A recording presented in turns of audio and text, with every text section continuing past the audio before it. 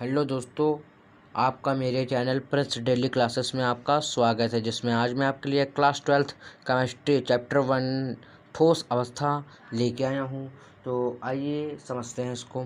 देखिए दोस्तों, हमारे चैप्टर का नाम ठोस अवस्था है, तो हमें पहले ठोस अवस्था के बारे में कुछ चर्चा कर लेनी चाहिए। तो देखिए, अगर यदि कोई पदार्थ ठोस अवस्था में है तो उसके अवयविक कण बहुत पास पास होंगे। देखिए दोस्तों, देखिए मान लीजिए यह कोई पदार्थ है।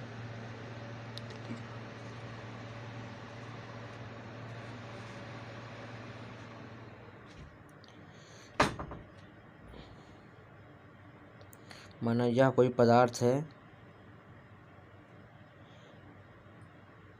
तो इसके अवयवी कण जो हैं यह बहुत पास पास है, यानी मतलब।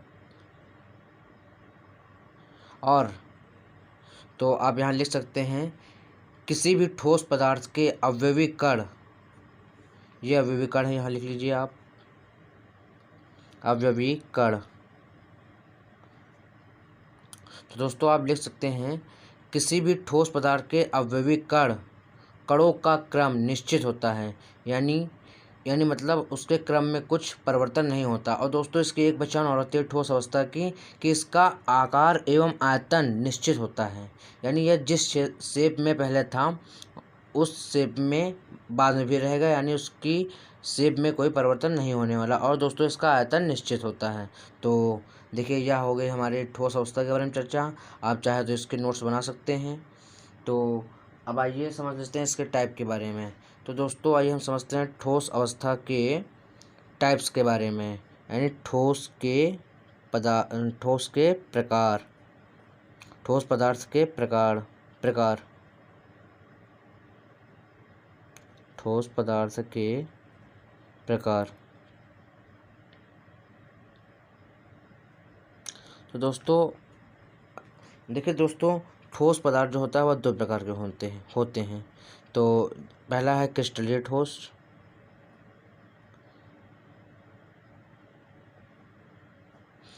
क्रिस्टलीय ठोस यानी क्रिस्टलाइन सॉलिड।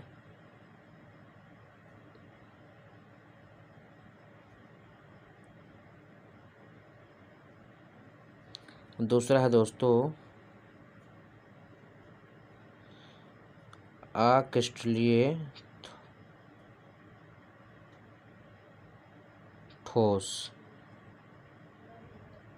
यानी एमरफस। दोस्तों इसे इंग्लिश में बोलते हैं एमरफस। तो आइए अब हम इस पर भी चर्चा कर लेते हैं। तो दोस्तों देखिए, हम दोस्तों पहले आइए समझते हैं क्रिस्टलीय ठोस क्या होता है।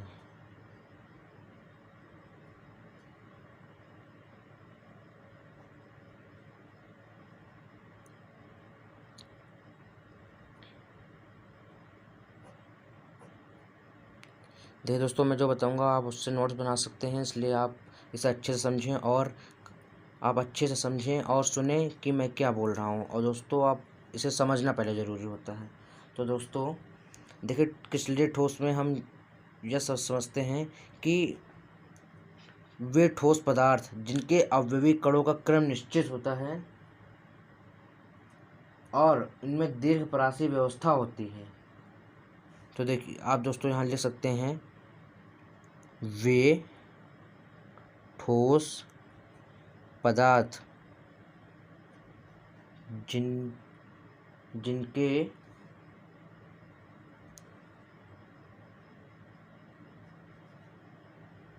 अवयवी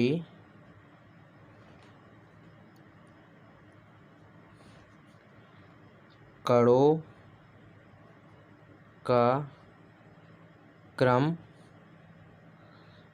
नियमित या निश्चित, आप कुछ भी लिख सकते हैं। नियमित लिख लीजिए पहले यहाँ पर आप, नियमित होता है तथा इनमें दीर्घपरासीय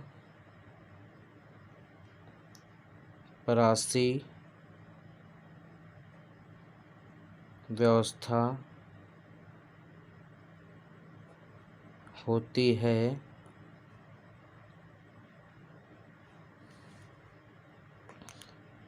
क्रिस्टलीय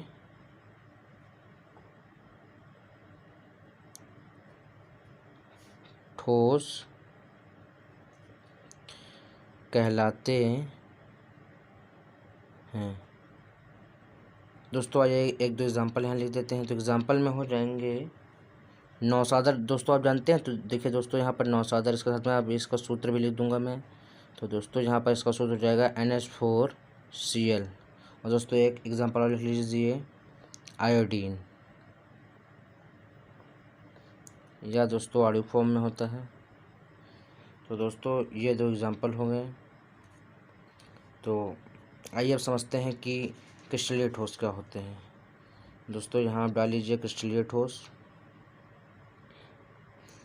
तो क्रिस्टलीय ठोस के बारे में हम अक्रिस्टलीय ठोस, दोस्तों सॉरी,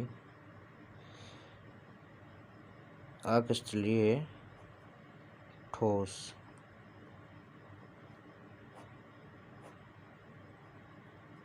तो देखिए दोस्तों इसमें हम लिख सकते हैं वे ठोस पदार्थ जिनके अवयवी कणों का क्रम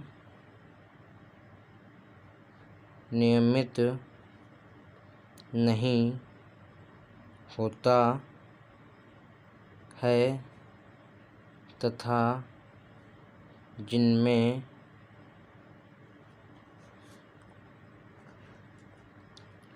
लघु परासी व्यवस्था होती है, अक्रिस्टलीय ठोस कहलाते हैं। तो दोस्तों यह हो गया हमारा। तो आइए बढ़ते हैं हम आगे की ओर। देखिए दोस्तों यहाँ पर आप एग्जाम्पल के रूप में लिख सकते हैं कागज, कांच, रबड़ आदि। दोस्तों यह हो गया। दोस्तों नेक्स्ट वीडियो में मैं आपके लिए क्रिस्टलीय ठोस तथा अक्रिस्टलीय ठोस के गुण के बारे में चर्चा करेंगे हम। तो मिलते हैं नेक्स्ट वीडियो में दोस्तों। इसके साथ ही अगर आपने मेरे चैनल को सब्सक्राइब नहीं किया है तो मेरे चैनल को सब्सक्राइब कर लें, जिससे मेरे आने वाली हर वीडियो आप तक सबसे पहले पहुँचे, और बेल आइकन के ऑल नोटिफिकेशन पर क्लिक कर दीजिएगा। तो मिलते हैं नेक्स्ट वीडियो में। Thanks for watching.